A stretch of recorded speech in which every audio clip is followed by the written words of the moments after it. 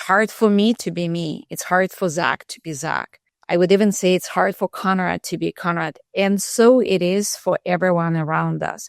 And I think regardless of the title, regardless of the position and amount of money we generate, at the end of the day, we are all struggling with ourselves.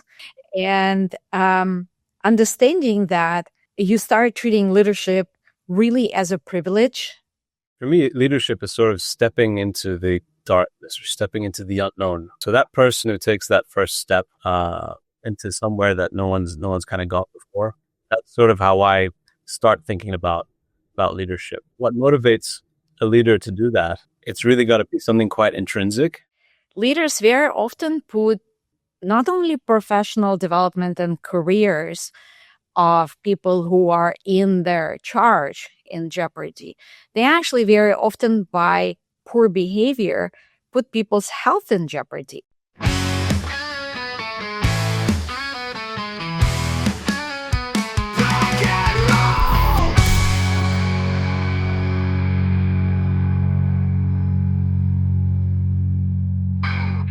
Hello, everybody, and welcome back to Proc-N-Roll. You're joining us today midway through a deep conversation about leadership, life, and humanity, the purpose and meaning. This is podcast number 1 of what we've decided is going to be a leadership series. We're going to talk about leadership generally, which we have already been doing today in one form or fashion. And we will be bringing guests and we will have more conversations of leadership. Of course, this is not going to take over the entire podcast series that we do, but we have had so many amazing conversations together about these basic principles and values of life and leadership. We wanted to make sure we could share these with you. I personally believe this is the cornerstone of why things matter and being successful at work and at home and whatever's happening. Leadership matters in procurement. Leadership matters everywhere. And so we want to invest a bit more time here, and you'll start to see these leadership series,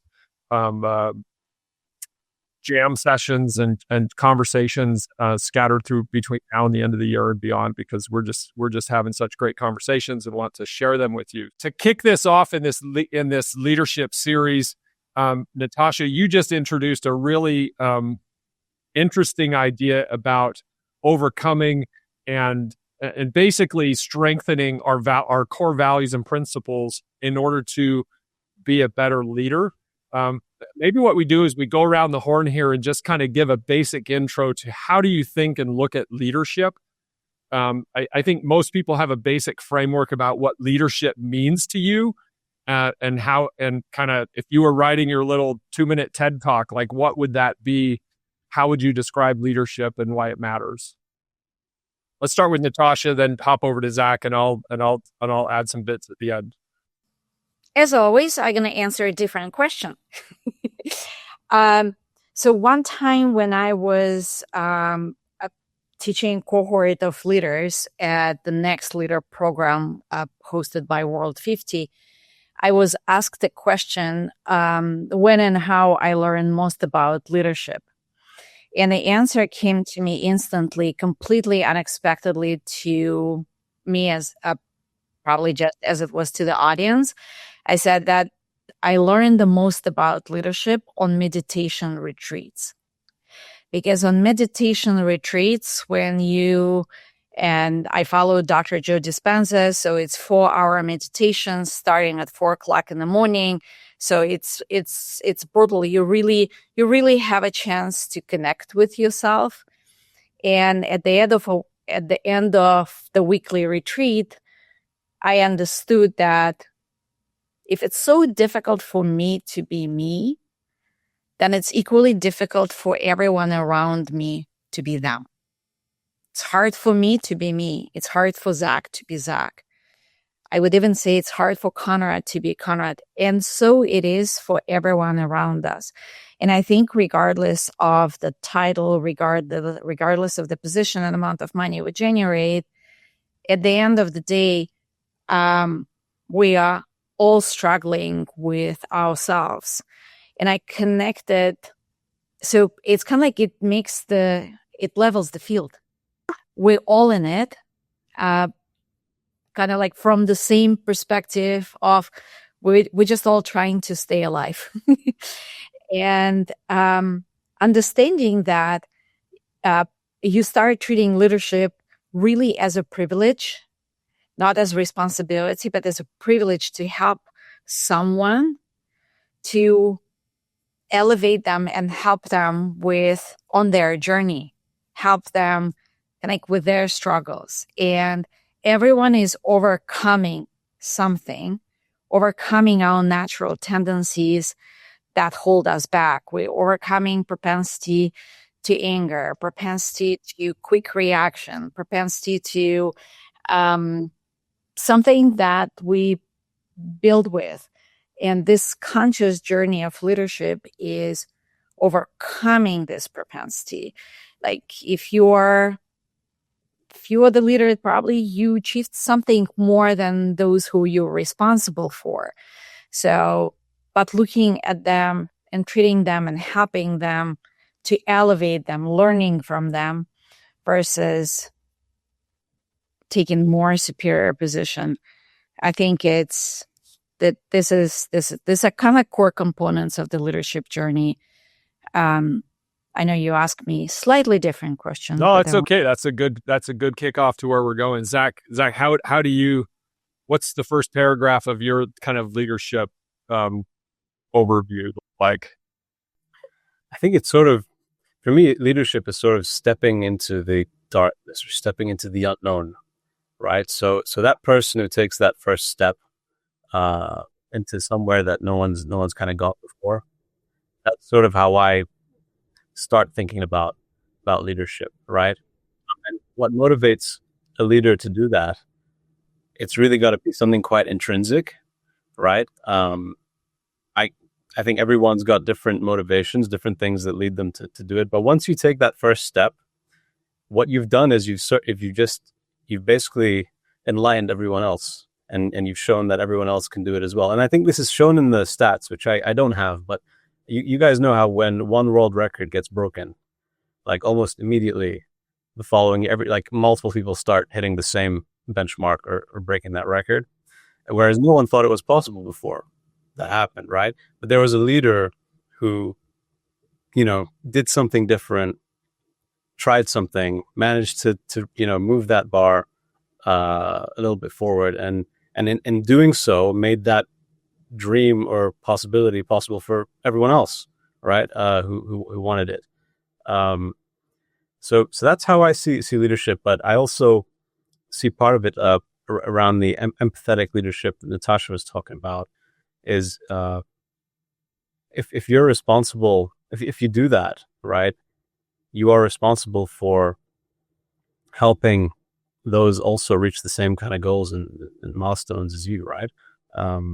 So it's not just about you. It's about showing others what's possible and then helping them also achieve that, and maybe even go further than you one day, right? And show you something that you haven't seen before. So that's my kind of simplistic look at it. Zach, do you remember what Lucien Alziari, who we interviewed, where his fulfillment came from? You said that like maybe having them even go beyond what you've achieved, like his moment of pride is that he coached, mentored, raised 25 CHRO in his career, right? I'm like, hats off, sir. Yeah, see, proper leader, exactly that, right? From one leader to 25 leaders, like that's leadership by definition. What is it for you, Conrad? Yeah, so I see, maybe it's more than two, but let me talk about leadership from two dimensions. One is leadership, that the value-driven dimensions of leadership.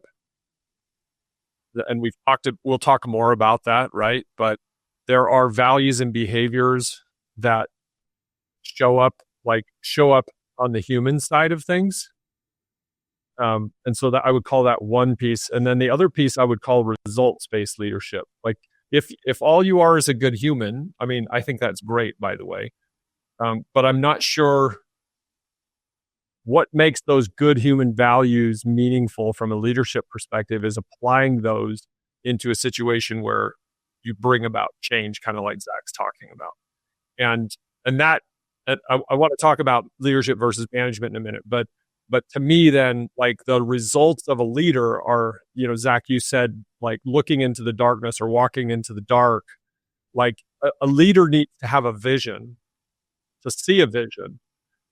And I think generally it's, if everyone sees the same vision, it's just like, so what? Like, I think real leadership needs to see beyond the horizon that most people are seeing and have enough practical experience or ideas to actually start the journeys. If you can't see the whole and map the whole path to get there, that's fine. Because a lot of times you kind of have to go into the dark, but you have to be able to lay it out clear enough that all of the other people that you're working with don't feel like they're drinking the Kool-Aid and walking off the cliff. Like, no, look, see, there's these next 6 steps. We're going to take those, and then the next 6 steps will be clear. But it's sort of seeing the vision, being able to lay it out in a compelling way that there's a pathway to move towards the vision. And then the blend of the values and the kind of the humanity side in with that kind of transformational vision and insights and the practical way to move forward comes together to deliver an amazing result. Let me add one last dimension to this. I was thinking on the way to work, which is, I think it's the Good to Great book, but I could be wrong, talks about level 5 leadership. And under a level 5 leadership, when you leave, the machine that you've built to do all this stuff doesn't just end. So there is a bit of this that has got to go beyond just egotistically building and managing and driving a machine, such that you see yourself as a little bit like Lucien's idea, right? Like, if you're building other leaders, then you can sort of step aside, and whatever this big machine and vision and transformation you built will continue forward at least as successfully as it was with you after you leave. So that it isn't just the results as it relates to people, but it's the results as it applies to the culture and the other leaders that can carry forward without you. I think it's like, yeah, you show the light, right? And once you've shown the light, like, everyone can see now. So you've left them there, yeah. But your rumination brought me to think, Conrad, can you have leadership without achievement? Because I think that's how we're tying kind of the practical to the ephemeral, right? Natasha, what do you think? You mean like personal achievements? Like, I'll give you an example. So everyone you can have many people with different visions. Everyone can be working on different things, right? What ultimately I'm thinking defines a leader is the person who actually figures it out and achieves something.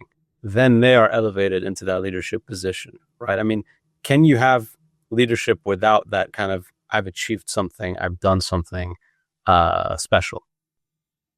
Well, for as long as you don't become asshole about it, because, very often in the leadership positions, you have a lot of people who is like, I achieved something, which is great. I got this position, so you just follow me and listen to and do as I say. What Conrad was saying about that the leader has to have a vision, check, and has to charter the path. Maybe not all milestones are predetermined, check. But that doesn't mean that people will follow. That doesn't mean that by sharing your strategy, sharing your vision, this is where we're going, connecting it with the purpose of the enterprise, connecting it with how people's life will be more interesting. Everyone wants to work for growth company, right? But nobody wants to work long hours. Nobody wants to stay in the office longer to accommodate partners in Asia. Nobody wants to wake up early to accommodate partners in Europe, but everyone wants to work for growth companies. So it's like finding this inspiration. I think this is what leadership is about, is like, how do you inspired to do people what they wouldn't do otherwise. Right. And I think that what people buy is maybe not buy it. That's rough, but maybe No, what I think that's a fair word. You've got to buy into the vision, right? buy is consistency of your words and your behavior. They will how do you want to lead by inspiration, or do you want to lead by obedience? Do you want followership, or you want employmentship, right? Like, will people do what you envision as part of your strategy because their annual review depends on their annual bonus depends on your review?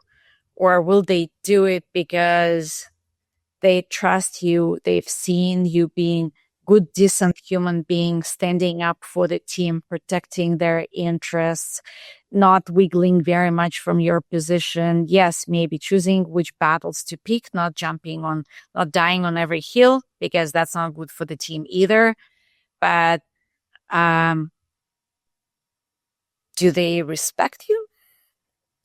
Does it come down? Natasha, that feels to me like, by the way, I agree. And let me just say a really strong check on this other addition to leadership, like the ability to inspire people to follow by one form or another has to be there. I can see a scenario where Conrad, like as a leader, if I'm lacking the ability to inspire people, but I have the vision, I can team myself up with someone like you or Zach that has this profound ability to convince people that this vision is going to be super positive. So does that make me less of a leader? I think the combination needs to come together. Sometimes that leadership recipe can sit in one person. I think that's rare. I think ultimately the leader builds like consensus and a team of other leaders or others that make the whole thing work, so that you have competency and this genuine inspiration that does. I think one thing that you're saying is, I trust you because you do what you say you're going to do. That alone doesn't necessarily mean I'm going to follow you off a cliff, because I also have to trust that you have the competence that this transformation vision you've laid out is actually going to come true. I mean, and you know this, Natasha, deeply, right? Because you talk to prospective team members about this vision that you have with the business, and they meet you and they realize this, Natasha knows what she's talking about. She's got experience. She knows how to grow the business. She has a bunch of just really amazing clients. And that conversation with you that you have with them, like that's leadership. Like all of those things coming together. Let me ask another question. We can come back to this. Let me ask a question. How is leadership different than management? Because I think for people listening, this is like, particularly at different levels of career development, this is a really important thing to understand. Like, are they the same? Are they different? How do you differentiate them in your mind? Zach, can we start with you and then we'll go to Natasha this time? How is leadership different from management? I think to be a good manager, you have to have a little bit of leadership, right? I don't see how you can manage without also leading. Like, you might not be a great leader, but you're ultimately in this position where you're being looked at as the manager to make decisions, and so you need to be trusted to make decisions in a way that is right for your company and your team and for everyone, for your customers, etc. So I think management is a skill. Leadership is a disposition. Or is leadership also a skill? I don't know. I don't know what the answer is. I'm sure there's lots of research about this somewhere already. So, Natasha, tell us your perspective here: management versus leadership. Oh, me? Yes. Oh, okay. Yeah, sorry, I didn't hear.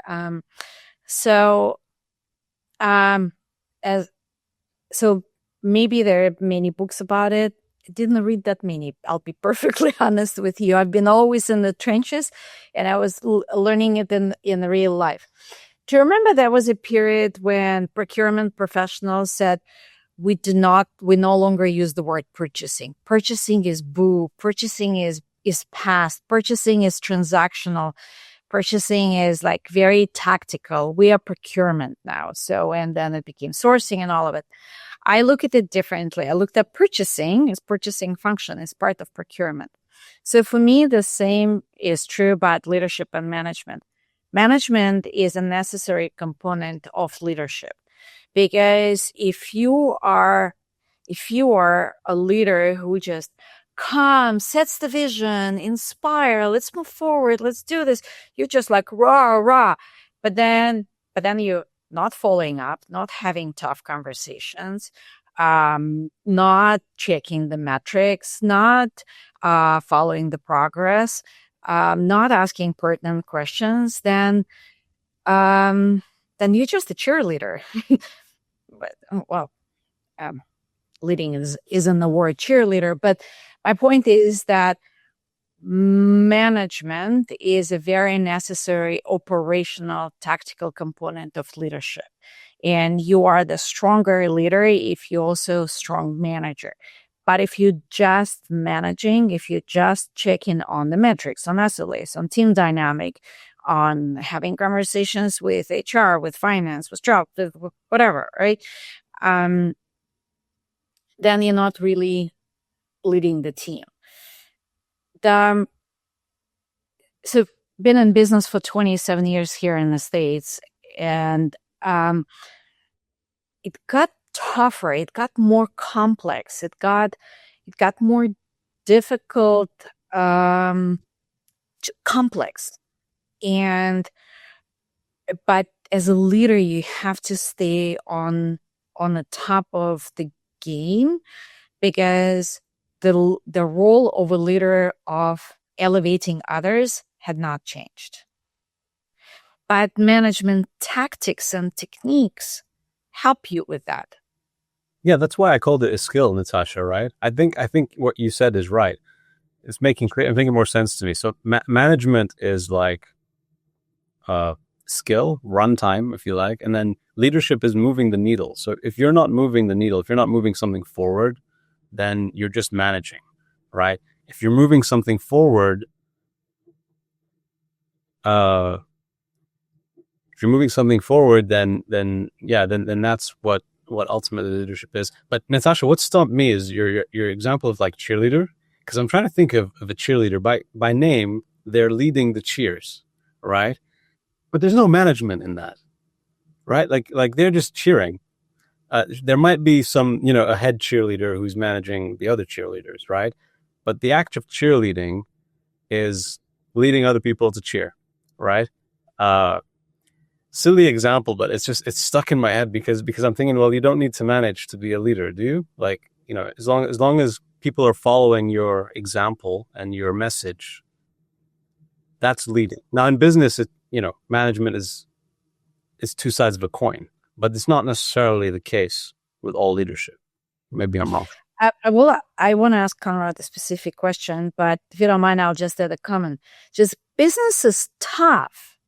It's just tough. And this is how leaders earn their reputation, respect, and trust and followership. When people see that they do not shy away from tough decisions, from conversations that may be very unpleasant but must be held, from stepping into the unknown and saying, like, I don't know all the answers, but I really, really want to solve it and do it together. People want to connect to those people, and I think that that's the greatest achievement of leadership. So, Conrad, I want to ask you a question. You were a leader in large enterprise, Adobe, Intuit, and then you became a leader in your own enterprise. have your role as a leader, have your responsibilities as a leader, or have your mentality as a leader changed? By the way, not Intuit, Intel. I am Just sorry. for my, Yes. it's okay. Just so my friends at Intel and Intuit don't As soon start as I scratching said their that, heads. as soon as I said that, I'm like, do I confuse my No, it's okay. I would love to work at Intuit one day. That what a cool company, and I've met a lot of amazing people there. I think the foundation of leadership, to ask me if I've changed, is a more profound question. I've changed a lot, and part of the reason, the fulfillment we were talking earlier, part of the fulfillment that I really get out of what I'm doing. Yes, I love to create resource and opportunity for other people, but I am drinking from a fire hose every day. Like, it is overwhelming. The number of things I have to figure out in a given week versus what I was doing as a CPO, which I was overwhelmed by at the time as well. So I'm not like talking down to CPOs. It's just, it's a different scope and a different like breadth and depth kind of a slice of life and business that I have to deal with. It's just like, it's huge. And it's just causing me to learn tremendously and put a lot of strain on me. But I think my basic premise and belief about what leadership is and how I need to show up is kind of the same. I do think it was easier for me to show up and kind of, check the box in an enterprise world from a leadership perspective than it is when you're, we all work for somebody, right? And I have a board, I'm the CEO here, but I have a board that I answer to, and I have investors, and there's a whole bunch of there's still a whole bunch of individuals and priorities that I answer to. But behind it all, it's still, I'm trying really hard to do a good job. And a lot of the good job is a blend of management and leadership. I'm gonna back up just a little bit and say, Zach, I loved your answer because I think about it very similarly, that to manage something is to sort of run the machine. Like, and it could, if you're driving a bus around London or the airport or something, are you a manager? Well, you're managing a situation, you're running a machine, and that can vary in complexity. You could be the manager over, a broader set of responsibilities, or people, and the machine could be more complex. But it's sort of almost a defined set of principles. If the machine says that you need to do a quarterly check-in with your employee, and if they're not meeting expectations, then you need to give them the hard messages Natasha's talking about. That could still be a management responsibility. Like, the machine does this and I'm running the machine. But to be a leader, this is overstating it a little bit, but you're kind of building the machine. You're changing the machine. You're transforming the machine, and to move it forward. And I think in my current life and role, that the required transformation, and instead of just show up and turn the crank, is massively more than it was in an enterprise environment. And so that's putting a lot of tax, on me as a person and a leader and a manager, because I have a manager hat, I have a leader hat, I have like a head of legal and finance and 20 other departments, HR, that I have to deal with every day. I'm thinking of your bus driver example, Conrad. Again, someone says a word like that, it just sticks in my brain. Look, so a bus driver is managing the bus, right? And the schedule, right? Like I can see that being true. And you've right? got people coming on and off the bus, the bus, people that, like, I don't have money, I don't have change, or you're going to let them in, like, their whole environment they're managing. Totally. So the question becomes, if a bus driver is a manager, what is a leader bus driver, right? And I'm just going to throw this out there. You guys tell me if I'm cuckoo or not, right? For example, a bus driver who is on time at every stop, somehow beats all the traffic issues that they run into, right? Or a bus driver who greets everyone who jumps on the bus, right? It's almost like setting a new standard. That bus driver is what they're doing. That, maybe that's how they evolve into being the leader. And when you do become the leader, it's almost like the stepping into the darkness thing again. You've set the new bar.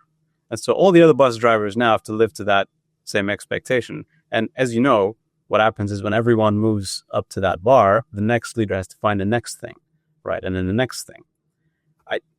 Does that square with you guys?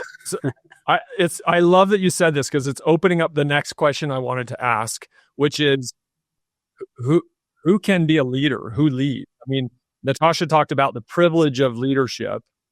And I'm not mocking that. I think that's absolutely true. Like, I worked my ass off for like 25 years to arrive at a leadership position where I was able to, get leadership pay and like all these other things that, the benefits of being a leader, right? Like, okay, there's definitely kind of that aspect, but I love that you took it back to the bus driver. Can the bus driver be a leader? Can anyone be a leader, or do you have to have position of some form or fashion to be a leadership? And by the way, Zach, I'm not sure by being a better, like running your machine better, that necessarily makes you a leader, but maybe you start layering in different, like the machines start overlapping. Like my outcome as a bus driver, the machine is I am at every stop on schedule, right? And I'm following all the policies and process and the legal requirements. But there's another machine I believe in, which is making people happy. The outcome is different. Like I'm going to smile at everybody, not because the bus matters, but because there's another machine of human kindness that I don't know. But I do think there's different ways that leadership shows up. Sometimes it's directly related to the machine and the job, and sometimes it's tangentially related or completely unrelated. Yeah, I'm going back to exactly that, Conrad, and just before Natasha comes in, it goes back to Natasha's point, because for you to be the bus driver, to say good morning, good afternoon, good evening to every single person who steps on your bus day after day, right, for years on end. And by the way, some people get awarded MBEs in this country, in the UK, for being amazing bus drivers who give back to their community and, help people on simple journeys and stuff. But for you to do that, you have to be overcoming, going back to Natasha's point, all the internal bullshit, right, that you got to deal with, because it's very hard to do something like that and do it genuinely and mean it, right? You have to like overcome all this, it's hard being a bus driver. Like, there's a lot of stress, there's a lot of pain being a bus driver, right? So for you to sort of overcome that and still be able to brighten up people's day as you're driving a bus, that's leadership. I'm trying to square all these concepts, right, with the bus driver example. But Natasha, maybe you do. You're the one who brought up this bus driver. Now we're like in this deep hole. Not in a rabbit hole. We can get out of it. We can get out of it. Yeah. Well, maybe I don't want to get out of it yet. So the bus driver, if the bus driver sees that you have a bike, they can lower a platform for you to hook the bike on. Or if they see that you need help, they can come out and help you do that. Put it on the hook. You can come to bus and say, I left my wallet at home. And they can say, step out, or they can say, step in. So it almost like any person can be a leader if we agree that leadership is first and foremost is inspiration. And I think, or maybe not inspiration first, but second for sure, but first would be responsibility that you assume for someone who you didn't know yesterday. Because you guys know that I have not so secret crush on Simon Sinek, right? And I promised anyone. Yeah, I promised to anyone who will introduce me to him that I will pay handsomely for that matchmaking. So, and his phrase that you are not in charge, you're responsible for people in your charge. That just defined my whole leadership philosophy. And from that perspective, bus driver is in charge of so many lives during the day that if he stops paying attention to what's happening around him, he will put literally lives in jeopardy. leaders very often put not only professional development and careers of people who are in their charge in jeopardy. They actually very often, by poor behavior, put people's health in jeopardy, even in corporate environment, because people react on what leaders say, don't say, what they do, what they project, their body language. And sometimes leaders' inability to solve a conflict or lack of desire to step into the conflict may cause very significant distress to their employees.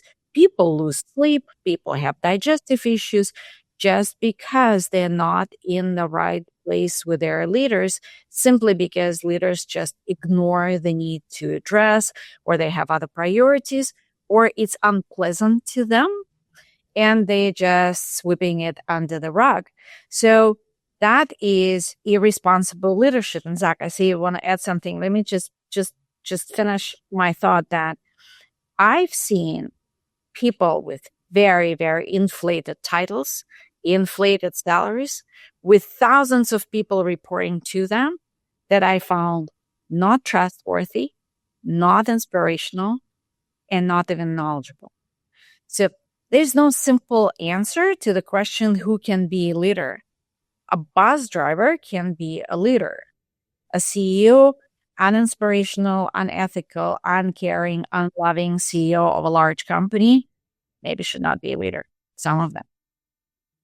Yeah, I just wanted to draw that distinction, Natasha, as you were talking, like in my head.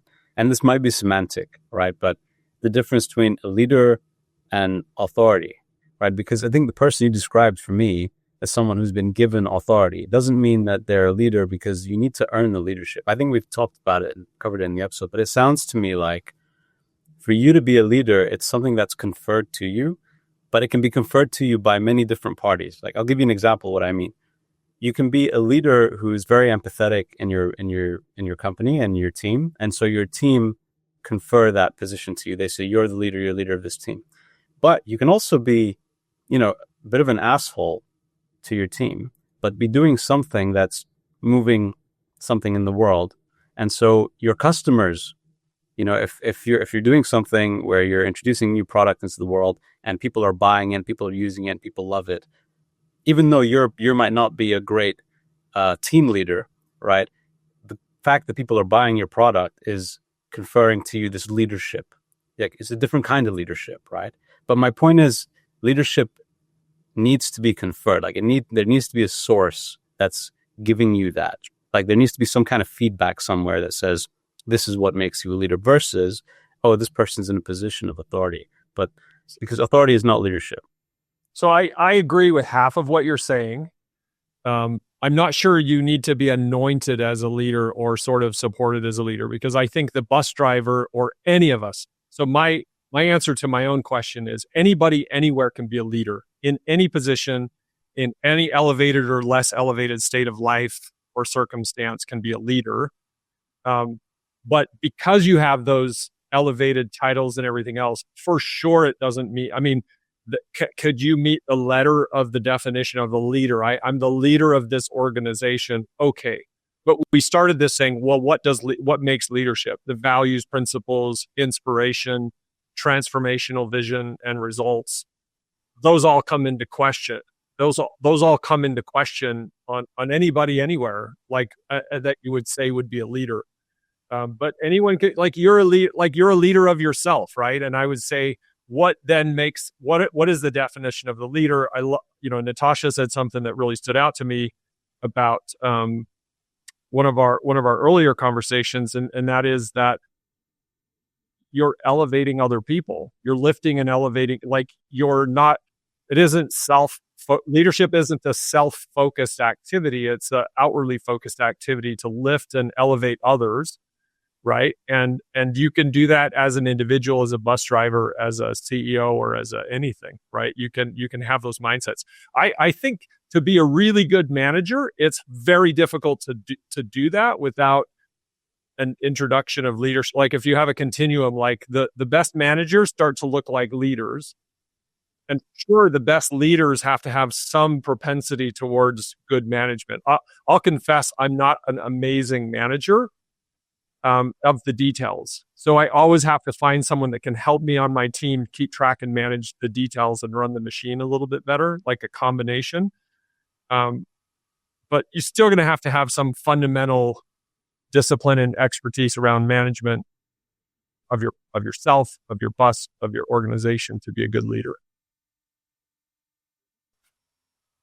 Someone asked me if I miss Nike because it's kind of like such a great brand, and I had such a big job, and I thought about it for a moment, and I realized that, and I said, I don't miss the circus, but I certainly miss the clowns. And my team, I had 12 direct reports. One, Nancy, passed away, may she rest in peace. The other 11, I'm staying in touch with all the 11.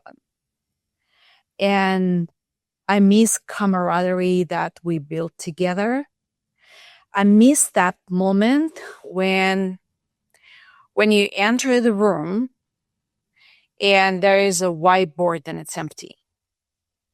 And 3 hours later, we're leaving the room with very clear, not only vision and strategy, but also plan and implementation and people impact and what needs to happen to have success, to lead what we just created on a whiteboard, to lead it to success. And I think that, so from our regional team, there were only 3 that were left as part of the 11. And I think that, like, to me, the greatest achievement of the leadership for me is that I took 11 grown-up strangers and I made them a team. Okay, it didn't come out right. I didn't make them. I created the environment. I put conscious choice. I created framework where everyone was comfortable to bring their true self and build a safe zone and work together and create a true team. And I miss that. I would like to rebuild that at Candor, but our Candor model is different. So, but that camaraderie, that unity of people staying together. So I've been a reference point to one of them. One of them is now working with me at Candor. Another one we currently placing through Candor to one of our clients. So we're all staying connected, we're all staying in touch. And I think that, and I had the same at Salesforce. It was very interesting. When I received Nike's offer, I shared it with my direct reports, and I was sitting on that offer for 3 weeks. I could not decide to leave, not Salesforce, but my team. And eventually it is my team, hats off to Dan Cole, my direct from London, who said, leave already. Go. If you build this great team here, you will build it there too. And that's why I'm saying that leadership is a privilege, because people giving you opportunity to bring them together as a team. Like Phil Jackson, the coach of Chicago Bulls, a phenomenal coach, and he has a phrase that, so he was a coach to like Dennis Rodman, Michael Jordan, Scottie Pippen when they were playing in the same team, and they're like, it's not my role to play them teach them how to. It's not my role to coach them to play basketball. My role is to coach them to play together. And I'm like, I love you. That's exactly what represents leadership. I love that. there is those there. I can, as you're talking, I'm thinking back to my Adobe leadership team, and it's. I mean, you could have been describing that situation exactly. It is so rewarding when that team comes together with all of the components of trust and credibility and commitment. Like all of those things come together when the leader is able to. I love again the way you said it, like to create the environment, which includes bringing the right people into the room for that team to really just elevate to the next level. So it's interesting because a lot of times we talk about like procurement transformation being process and systems, right? But a lot of times there's this, again, machines layered on top of machines. We're talking now about a machine that ultimately is elevating people who are running a machine. But when you walk away from it, the output, what you're producing as an amazing leader has so much more to do with people than purchase orders and contracts. And realizing that I'm coming to work today to help people learn and grow. Oh my gosh, this is coming all the way back to where we started an hour ago. Like to learn and grow, right? As humans, to become better, and that they're now elevated into different positions of responsibility themselves, leadership, and it's really for me. I actually had to realize in a moment, 10 years into my career or something, my value add here is not the negotiation and the contract anymore. My value add is the person, and getting that person to really operate themselves at the next level.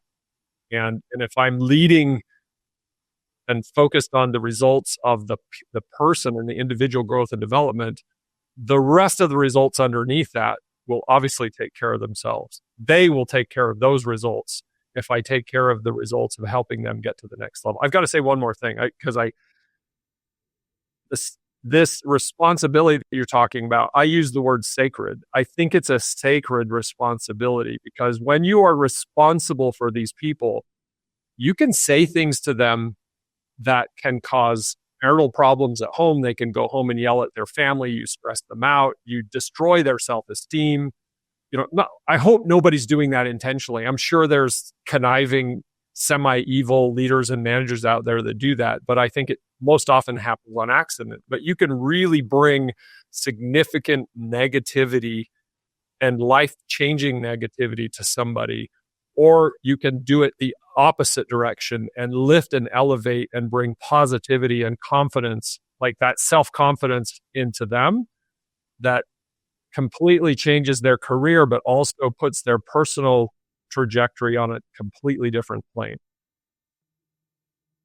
Yeah, I think, Natasha, you said it best. Leadership's a privilege, and don't abuse that, basically. So leadership is sacred. So I'm thinking about AI and one of these future like humanities where no one has to work anymore.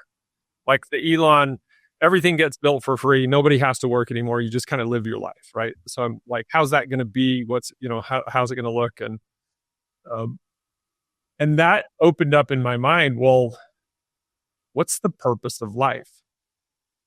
Right? I mean, so much of humanity's time has been like the window we're in right now, which is go to work and take home a paycheck, is really different than what was happening 100 years ago, even. And then 1,000 years ago and 1,000 years before that, it was all about like survival, right? I've just got to hunt and gather enough and farm enough to feed my family and keep us safe from like the bandits and the animals, just to survive. And when you get rid of like those foundational Maslow hierarchy of survival, basic human needs, and say, okay, well then what really is the purpose of life?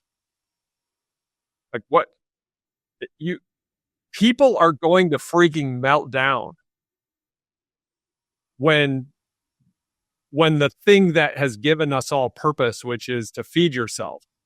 Like we've convinced ourselves, I think, just operationally, that this is what life's all about, right? You show up and you feed yourself and protect your family.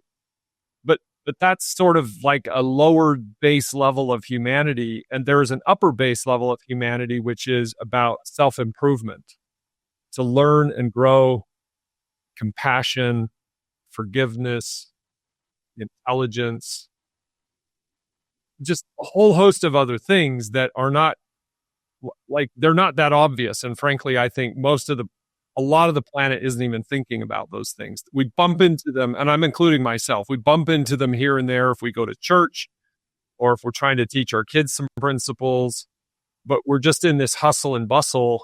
And it's like, okay, well, I don't have to do anything. So I'm going to go golfing. I'm going to sit on the beach. I'm going to play video games.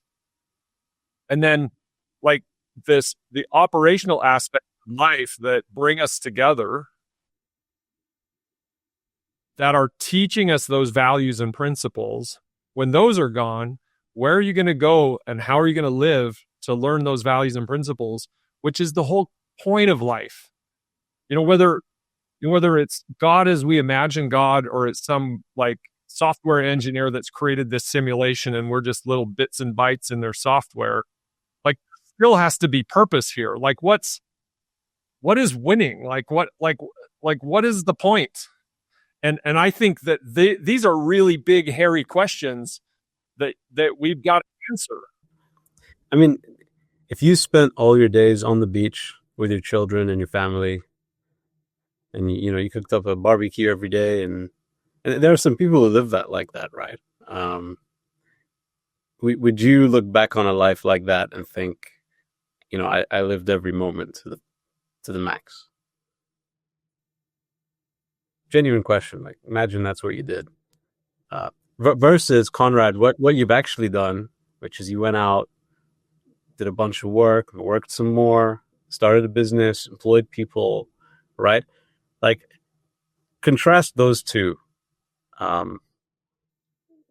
What's your feeling? Well,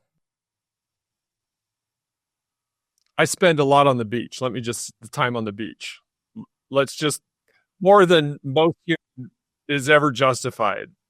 Like almost like when I'm living in the Hawaii house, almost every afternoon, 2 or 3 hours on the beach, Saturdays and Sundays, that's where I'm spending my time. And it's pretty freaking boring, Zach. Like, it's boring. Like, for me, like, and by the way, I'm not saying it's evil. My wife loves it. Like, she absolutely cherishes every single second on the beach. And I think she can feel a tremendous amount of fulfillment from that. But for me, I find it to be very difficult.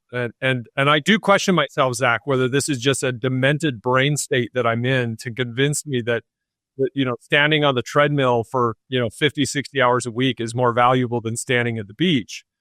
But I think that ultimately it's still going to come back to these principles of, okay, well, if you can choose to do what you want to do, what is the outcome? Is the outcome recreation? Right?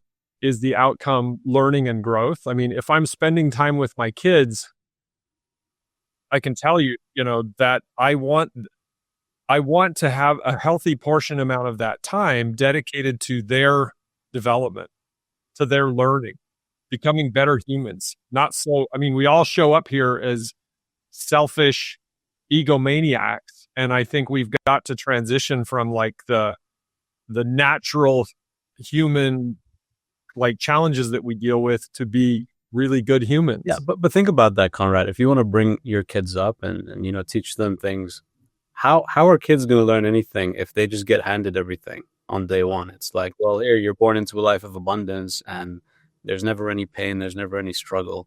I have a different view. I think no matter how much abundance there is, no matter where AI goes, we cure cancer, we just live a life of abundance. Humans always move the bar. Like that's ultimately what money is. Well, humans will move the goalposts, right? There'll always be somebody out there, Conrad, like you, who's bored at the beach and wants to go and do something. And then they go and do something, and then, that creates a bit of disruption for the people around them who also start to feel, well, I should also do something, or we need to also respond. humans, and there's a dynamic there that in a society where I maybe I might be proven wrong on this. I honestly don't know what I'm talking about here, but maybe there are some societies out there where everyone's super equal and egalitarian, and I mean, think back to prehistoric times or whatever. What was it like to be a human back then? What did it mean to be a human? You were in a small tribe. The tribe looked after the children. You all shared the responsibility of raising children. You went out, you hunted, you gathered. It wasn't a terribly complicated life, right? But the challenges I think that we as a society have today that are expressed in a much more complex way, were still there back then. You still had hierarchy. You still had conflict. You still had, people who wanted to change the status quo and people who had different ideas, right? Everyone wanted to sort of enforce their vision or their opinion. So I think that's what it comes back down to, Conrad, is us as individuals. We all have points of view, and I don't think we'll ever converge on one point of view and just live happily ever after. I just don't see it, But Zach, I'm not saying that the destiny of the future is what I'm describing. Like, this is the thing. I think a lot of what we do, even what I've done, and I don't know if Natasha would kind of agree with her world, but what I've done is based on necessity. Like, I work because I need to feed my family, and that prehistoric time was as simple as you make it sound. I mean, it was probably 20 hours a day of trying to survive and avoid getting eaten by the crazy animals and beat up by the local tribe next door. I mean, it wasn't trivial.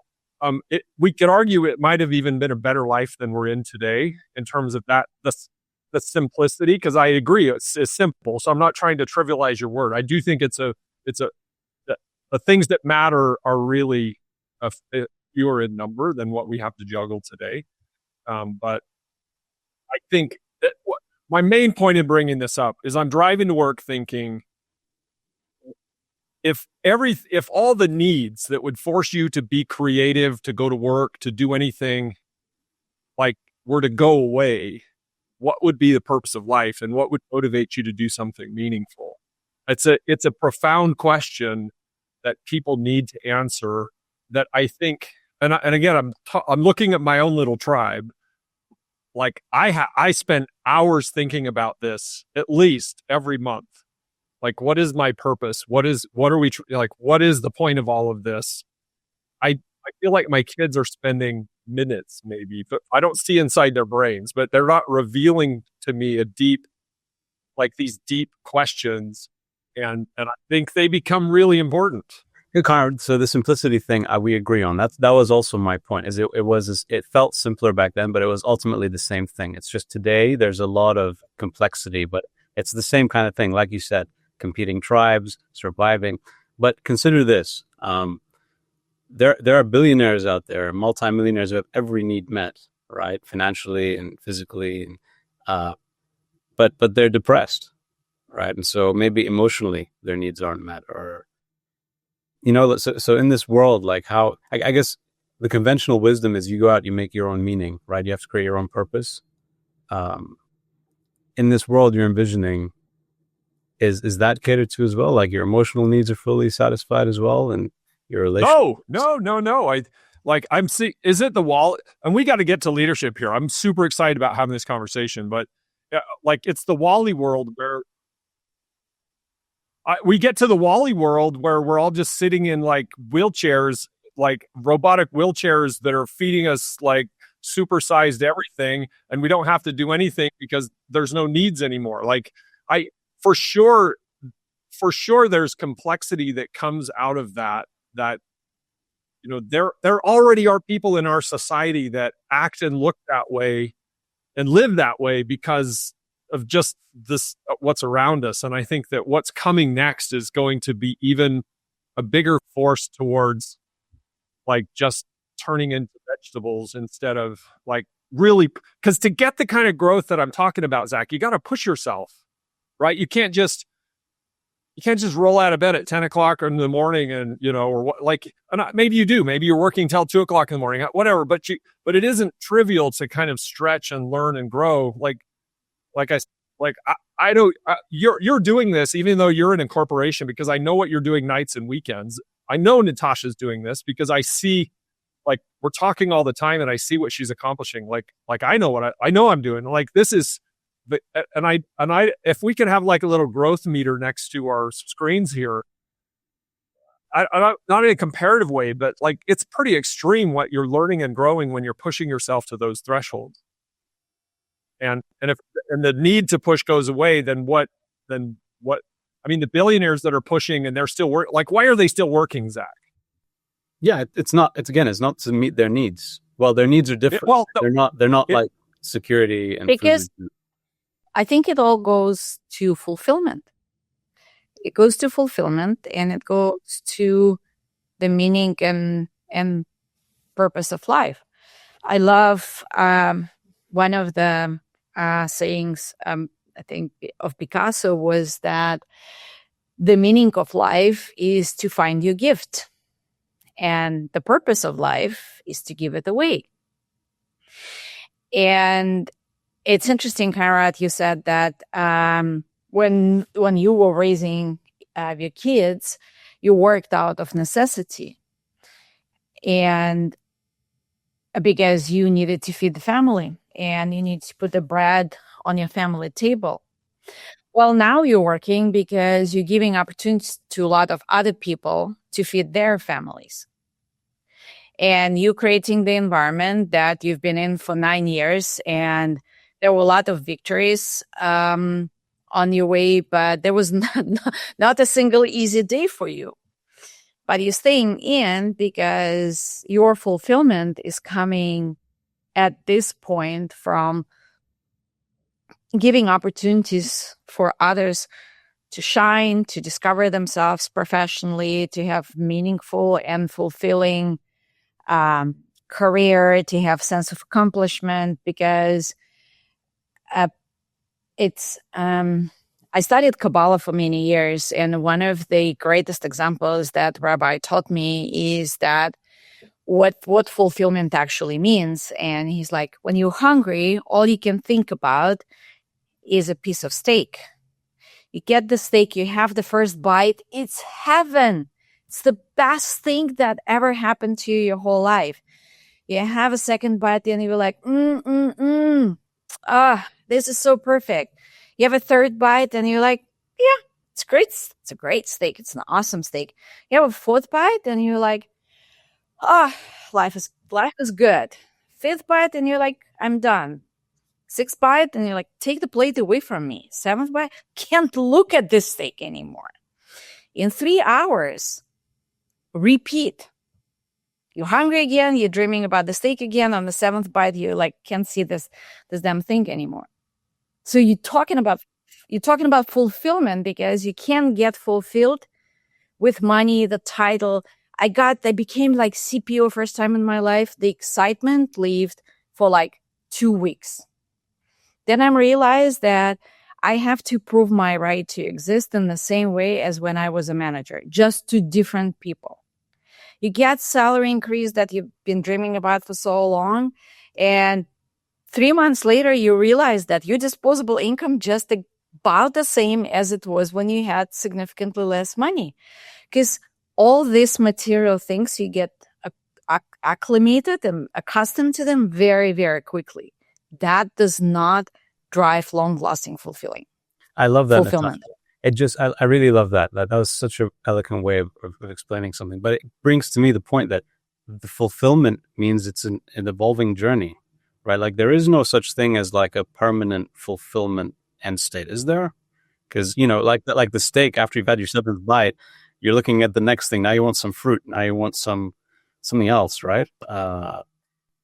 You're looking at something that's ahead of you. Like, if you have a mentor or a sponsor or a coach or someone who cares about your success, and they help you to chart the next step, and you're looking at it and it's unattainable to you today.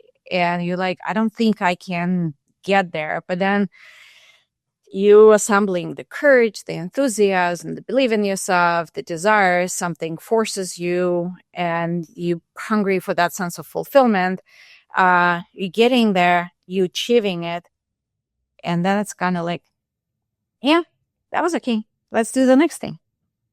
Maybe this is the point of Maslow's hierarchy, guys, right? Because you have these layers of fulfillment, right? Some of the basic human needs kind of fulfillment that just become automatic, right? So at a certain point, yeah, Natasha, like I could retire if I went to certain South American countries, I guess. So I'm still working to feed my family, and every day when the stress is high feels like a moment of survival. I do get great satisfaction and fulfillment that, you know, Anthony here on the, our producer and others, I get to work with them and we've created this little ecosystem that supports our families. I think that's amazing. And to all Brazilian authorities, the big invasion is coming. Conrad is moving. But we've got to get that, like, and this is where the whole conversation started, Natasha, is as life becomes, if there is a future where AI removes basically everything, if everything were to become free, which is one of the arguments, then it will force the point of asking the hard questions about, well, fulfillment to me was about steak, but ultimately now is fulfillment about, like, I get a tremendous amount of fulfillment from our conversations and our friendship. Like, we learn and grow together. So much good comes from this for me, my direction. But this may be even just like that middle level of fulfillment versus deeper values that may even sit higher. Like I feel like such an idiot to confess this, but I'm gonna say it. I worked from home. I think it was Monday. I'm not positive. I had my dog on the front of our porch, and he was sitting in the little chair next to me. And he's 15 years old, so he's like an old man. He's yapping away at anybody walking by.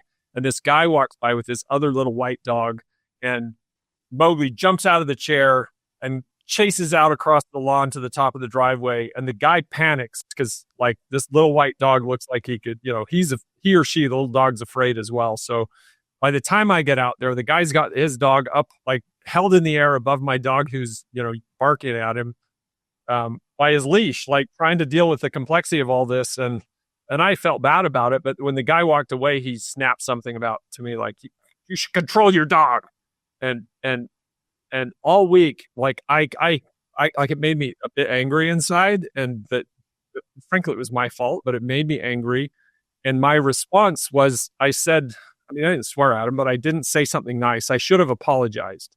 Like, the who I want to be person was telling me when I went and sat back down, you should have just said, I'm really sorry. That was my fault. I'll keep him on a leash in the future.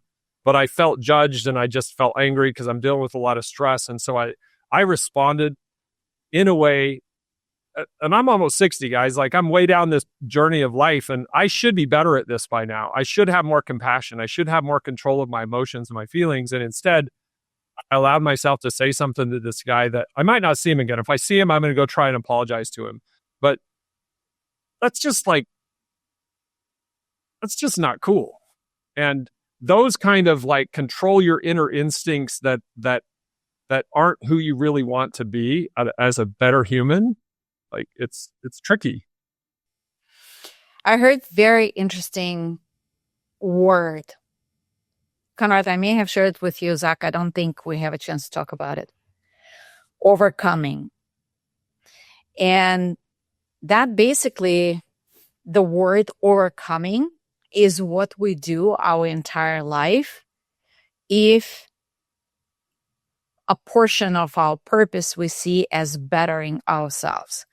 Again, I am very practical and materialistic person when it comes to business, but I've been meditating and studying different philosophies and religions, so I'm very much into not material aspect of our life. And I believe that we as humans are eternal. And if we are eternal, so our souls are eternal, what else is here to do other than bettering ourselves? And bettering is coming from overcoming, because we're born with certain sets of reactions, temperaments, impulses. Neurons are firing shots 55,000 or a million times a day, and we are reacting. So to get better, we need to learn how to overcome our natural reactions if we want to get better. And I think that's, since we're speaking about leadership too, that's the whole journey of leadership, is understanding yourself first, which of your natural tendencies and propensities serving you well to become an effective leader, and which one you need to overcome. And like, nobody shows you better that you're way far from overcoming any of your tendencies than your kids and then your team, because your kids will always remind you that how imperfect you are, and then your team will do it later in the day too. I love it, Natasha.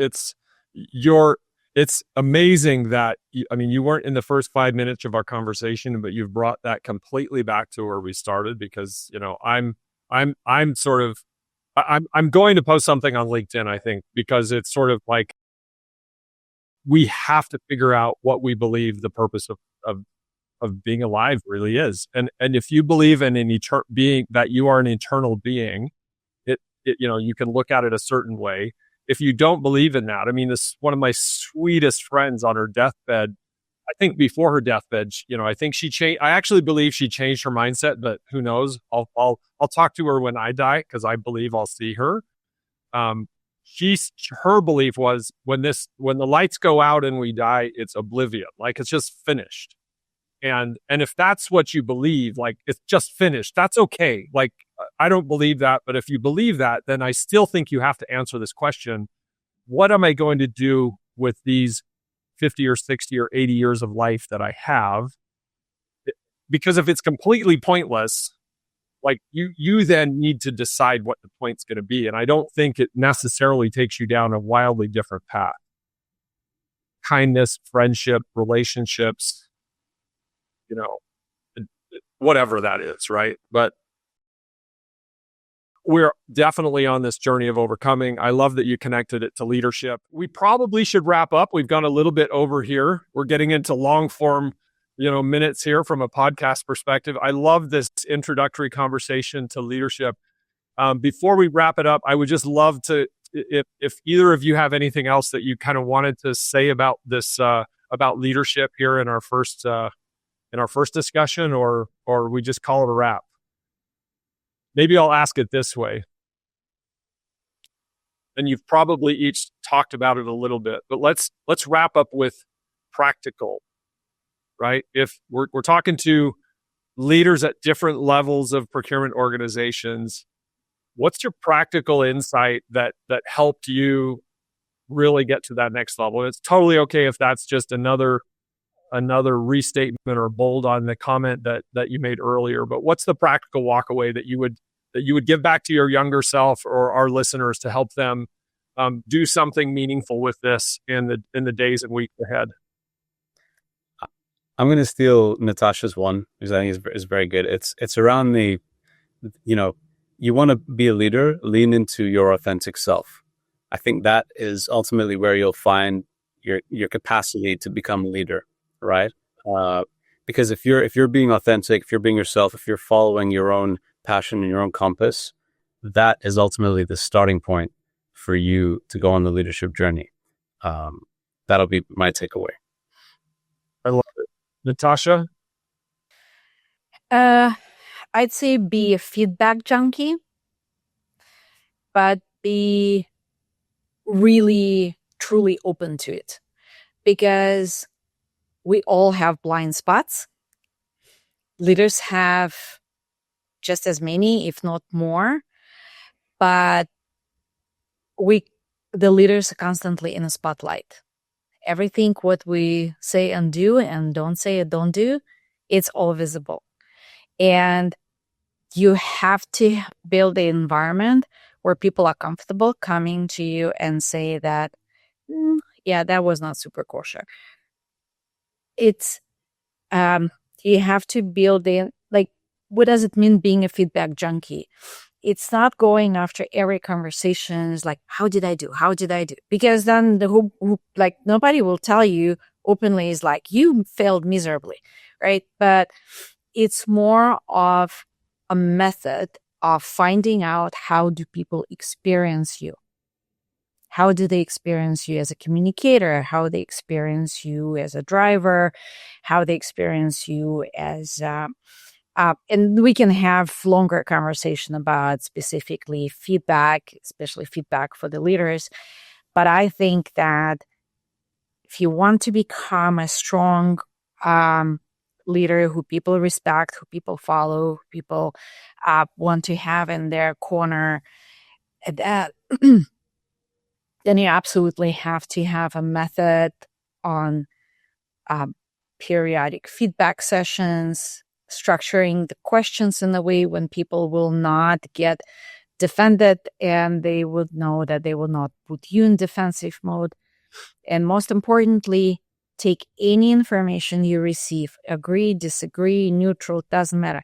Take it, process it, don't react to it, and then choose something that's yours and that helps you to get better. And you can dismiss the rest, but don't get defensive. Don't explain to people is like, but the reason I am that way is because, no, they don't care. You care about how they perceive you. Take it, process, absorb, and move on. You have to be, that requires a certain level of humility to be teachable through that feedback machine that you're talking about, so that you actually, you can take it in and you want to take it in.